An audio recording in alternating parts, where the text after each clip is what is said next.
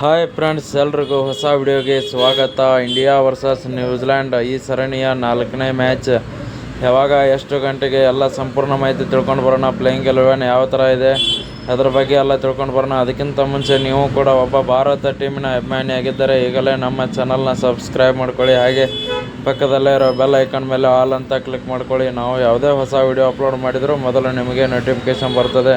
ಮೊದಲನೇದಾಗಿ ನೋಡೋದಾದರೆ ಗೌತಮ್ ಗಂಭೀರ್ ಅವರು ಒಂದು ಸ್ಪಷ್ಟನೆ ಕೊಟ್ಟಿದ್ದಾರೆ ಅಂತಲೇ ಹೇಳ್ಬೋದು.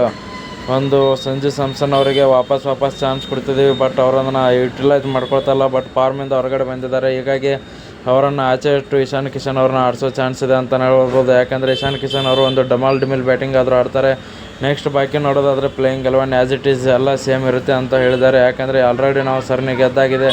ರವಿ ಬಿಷ್ಣೋಯ್ ಅವರು ಇರ್ತಾರೆ, ಹಾಗೆ ವರುಣ್ ಚಕ್ರವರ್ತಿ ಬೆಂಚಲ್ಲೇ ಇರ್ತಾರೆ. ಯಾಕಂದರೆ ವರ್ಲ್ಡ್ ಕಪ್ ಮ್ಯಾಚ್ಗೆ ಬೇಕಾಗ್ತಾರೆ.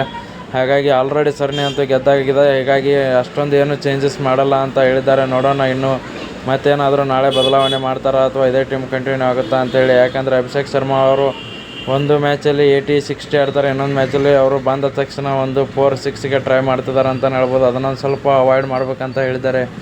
ವಿಡಿಯೋ ಇಷ್ಟ ಆಗಿದ್ದರೆ ಲೈಕ್ ಮಾಡಿ, ಶೇರ್ ಮಾಡಿ, ಸಬ್ಸ್ಕ್ರೈಬ್ ಮಾಡ್ಕೊಳ್ಳಿ.